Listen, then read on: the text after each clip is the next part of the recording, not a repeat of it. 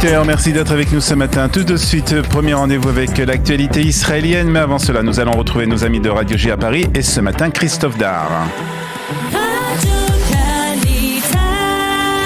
Radio J, le journal en direct de nos studios de Jérusalem. Et l'on retrouve depuis les studios Kalita Olivier Granilik pour le journal. Olivier Bokertov, et on commence bien sûr par la crise en Ukraine. C'est la une de l'actualité israélienne comme partout dans le monde ce matin. Israël qui propose de jouer le rôle de médiatrice dans ce conflit. Tout à fait, Christophe, bonjour. Et Bokertov s'est passé en effet hier lors d'un entretien téléphonique qui a eu lieu entre Naftali Bennett et Vladimir Poutine. Les deux hommes ont discuté du conflit qui avait bien entendu commencé la semaine dernière. Le Premier ministre israélien s'est dit très inquiet de la situation et a proposé l'aide d'Israël pour la tenue de pourparlers entre les deux pays européens. Bennett a précisé que la situation d'Israël et son rapprochement avec les deux pays lui permettaient de se positionner en tant que médiateur. En fin de compte, les pourparlers pour arriver à un cessez-le-feu auront lieu, comme vous le savez, en Biélorussie, mais les deux dirigeants, Naftali Bennett et Vladimir Poutine, ont convenu de garder le contact. Notons, Christophe, aussi que Washington était au courant de la tenue de cet entretien et qu'un rapport détaillé de ce qui avait été dit a été envoyé après à la Maison-Blanche. Et il semblerait donc bien qu'Israël prenne position dans ce conflit. Hier, le Premier ministre a annoncé que l'État juif votera contre la Russie aux Nations Unies.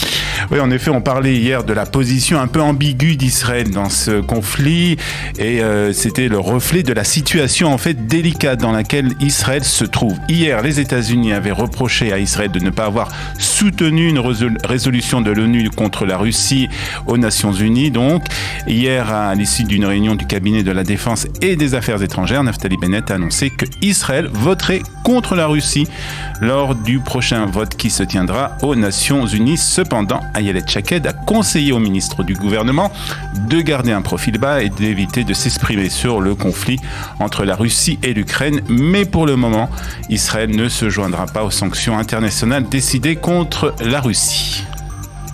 Et au cours de cette réunion du cabinet de la sécurité, il a été question de l'Alia des Juifs d'Ukraine. En effet, la ministre de l'Alia et de l'intégration a annoncé que 2500 personnes avaient déjà demandé à faire leur Alia suite au début du conflit en Ukraine. Mais Pnina Tamano-Shate, qui est la ministre de l'intégration de l'Alia, a déclaré au cours de cette même réunion que les fonctionnaires de l'agence juive devaient faire face à un obstacle important.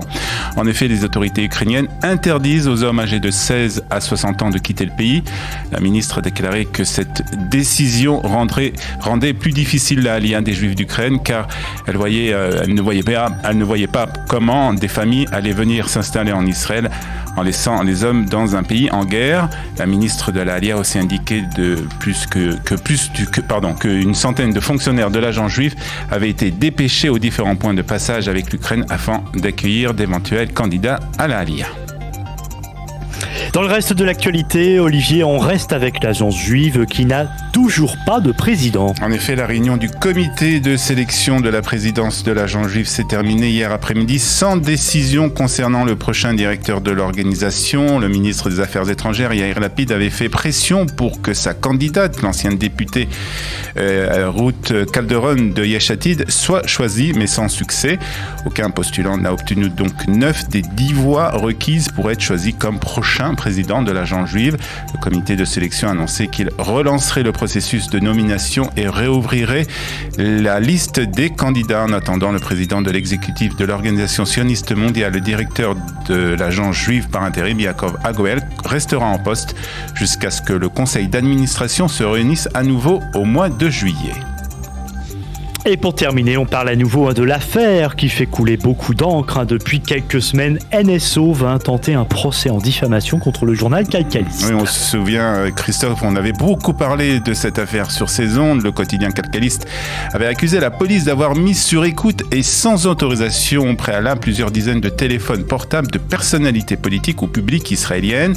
Les téléphones avaient été espionnés par l'intermédiaire du logiciel NSO élaboré par une société israélienne.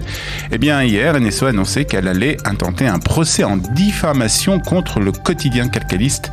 NSO a donc déposé sa plainte dans un tribunal de Rishon LeZion et demande 1 million de shekels de dommages et intérêts.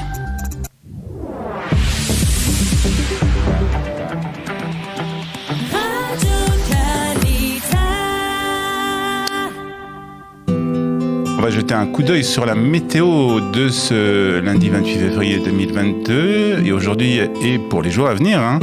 Les températures seront agréables dans la journée mais particulièrement basses dans la nuit. Il fera aujourd'hui 15 degrés à Haïfa, 18 à Tel Aviv, 15 à Jérusalem, 20 à Beersheva et 22 degrés à Eilat.